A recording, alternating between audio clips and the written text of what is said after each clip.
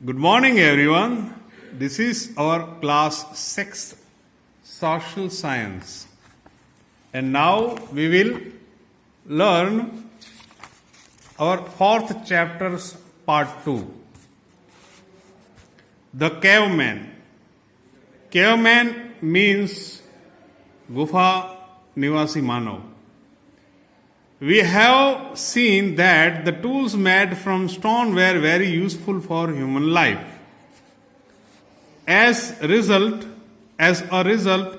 man discovered places where he could get good stones.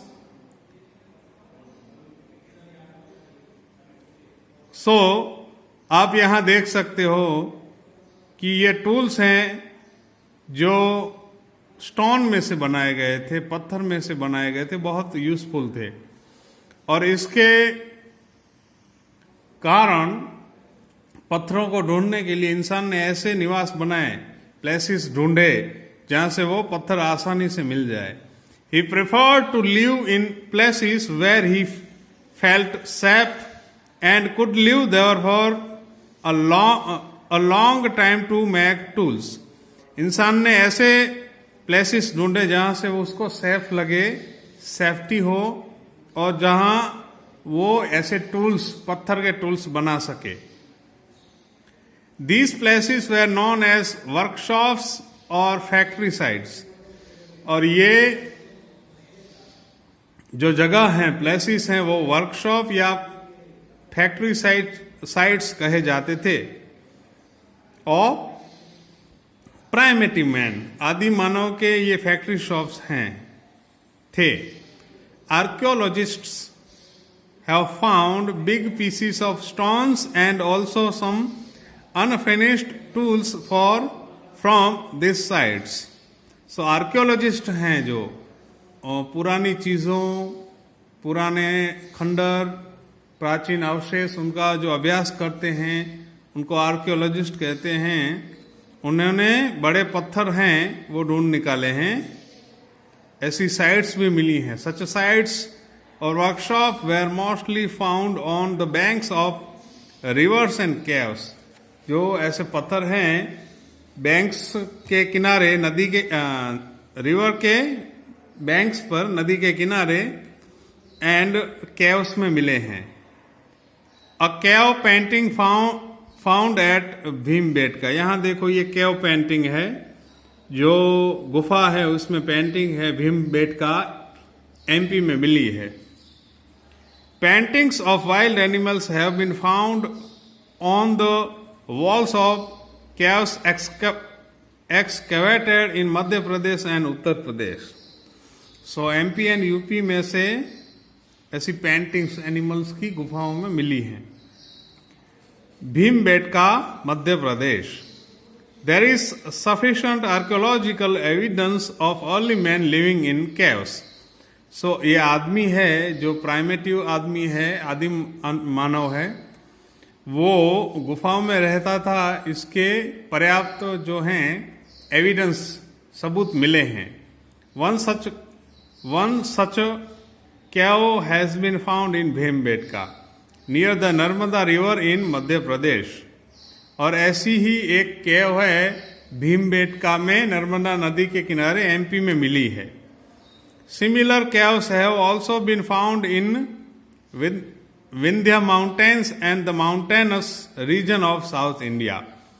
और जो Vindhya mountains range है वहां से भी मिले हैं, और साउथ इंडिया जो है वहां की माउंटेन में से भी ऐसे गुफा मिली हैं।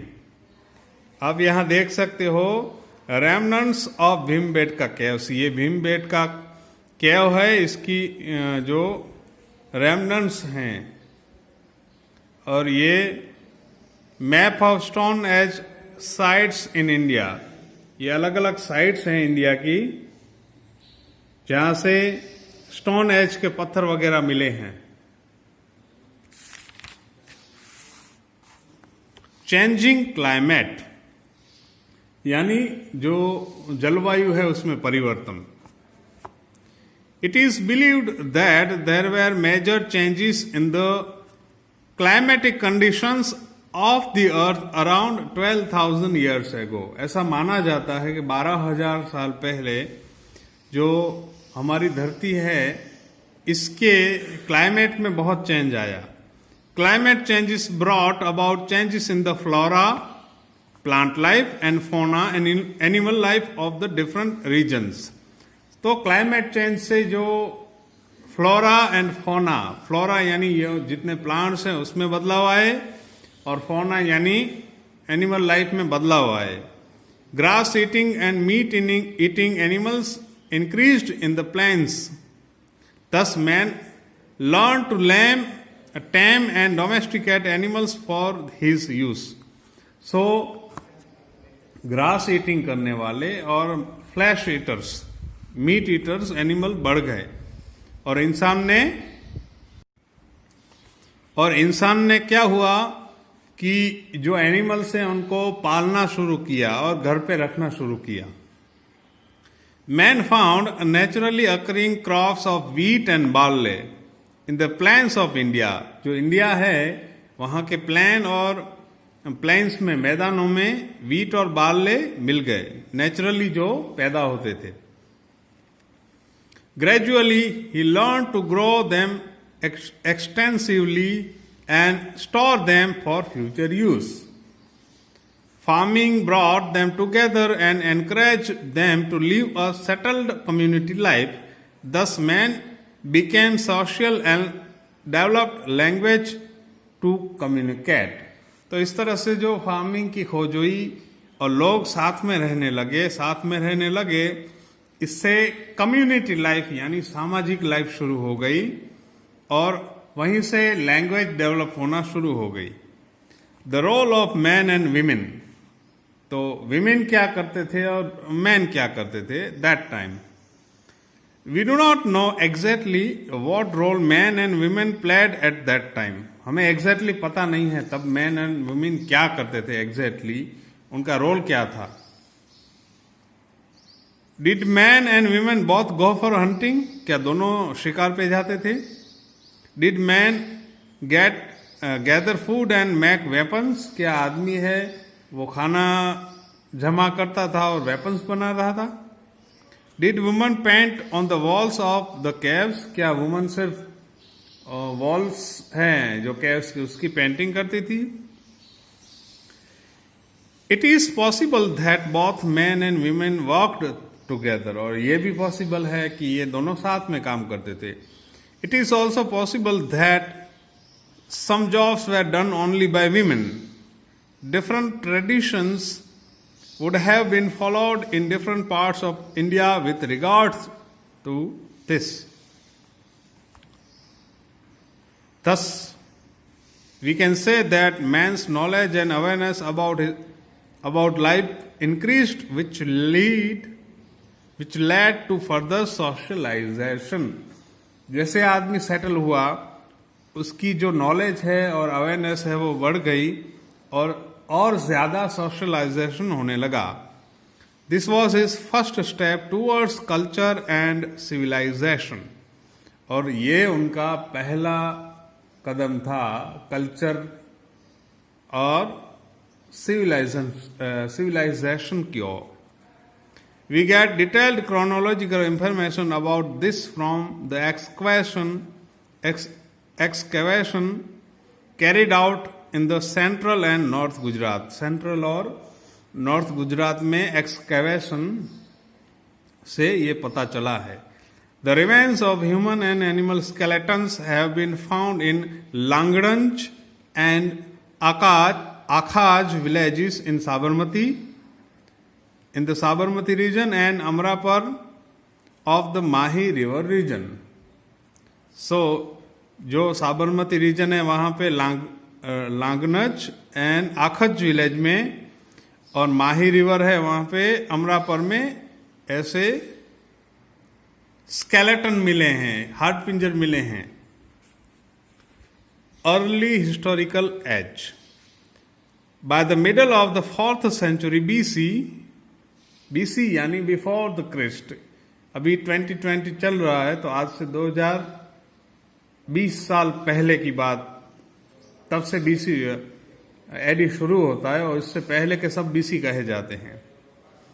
By the middle of the 4th century BC, people started living in कच्चा unbacked brick houses. लोग हैं वो unbacked जो कच्चे हैं हाउसेस में रहने लगे. People tamed animals like sheep and goat and made clay pots on the potter's wheel which they painted using natural color. तो लोग हैं शीप और घोट को पालने लगे और पॉटर्स के व्हील हैं उस पे पेंटिंग करके पॉट बनाने लगे, मटके बनाने लगे. They learned how to make pots from metals like copper and bronze. लोग हैं 4th century BC में कॉपर और ब्रॉन्ज में से पॉट बनाना भी सीख गए थे. This civilization later came to be known as the Harappan civilization. और ये सिविलाइजेशन हड़प्पन सिविलाइजेशन कही जाती है. Gradually man started living a civilized life and moved further towards modernization. His intelligence level became enhanced and he developed multiple skills. His activities also changed and he learned other crafts like pottery and weaving. तो आगे उसकी मोर civilised हुआ आदमी और modernisation आता गया और pottery और वीविंग यानी मटके वगैरह बनाना, कुम्हार का काम करना और ये वीविंग है जो कपड़े बुनना है वो सीखता गया.